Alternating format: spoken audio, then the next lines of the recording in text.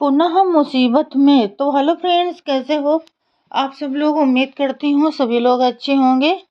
तो friends, doctor साहब के अकेलेपन को देखते हुए यदि उनके राजगृह जिसके एक वर्तमान सिद्धार्थ हैं, अकेला घर कहा जाए तो सत्य से अधिक दूर नहीं होगा।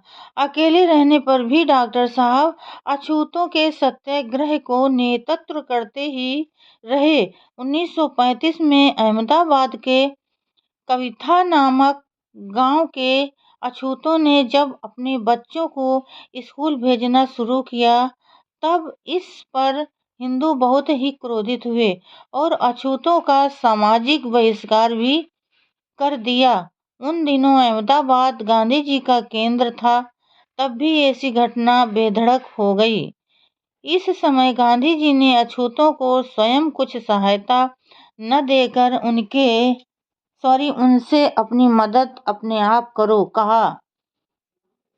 लाचार होकर अछूतों के एक नेता को महादेव की कसम इस बात के लिए खानी पड़ी कि भविष्य में अब वो अछूतों के बच्चों को स्कूलों में भेजने का नाम नहीं लेगा। गांधी जी के सर पर ही ये घटना क्यों हुई और गांधी जी ने अछूतों की सहायता क्यों नहीं की? शायद इसलिए कि राउंड टेबल कॉन्फ्रेंस में उन्होंने हिंदू सुधारकों की एक संस्था का नाम लिया था। यही संस्था कविता के अछूतों में सुधार कर रही थी। 6 साल तक लाचार सत्याग्रह करने पर भी डॉक्टर अंबेडकर को कविता की घटना देखकर दुख हुआ।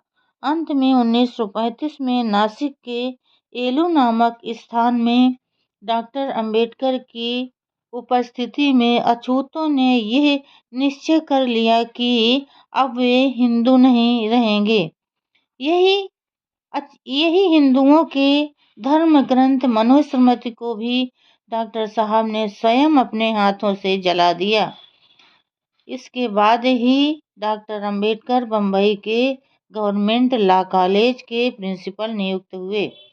भारत सरकार के ऑस्ट्रेलिया स्थित हाई कमिश्नर श्रीयुक्त डॉक्टर परांजपाए, जो उन दिनों बम्बई प्रांत के शिक्षा सलाहकार थे, डॉक्टर अंबेडकर के प्रिंसिपल नियुक्त किए जाने के खिलाफ थे। उन्होंने भरसक कोशिश की कि डॉक्टर अंबेडकर प्रिंसिपल न बनाए जाएं। ऐसे उच्च पदाधिकारियों के दिल में इतनी छोटी बात का आना उस घृणा का सूचक है जिसकी कल्पना करके डॉक्टर साहब अछूतों के लिए पृथक निर्वाचन की मांग करते हैं।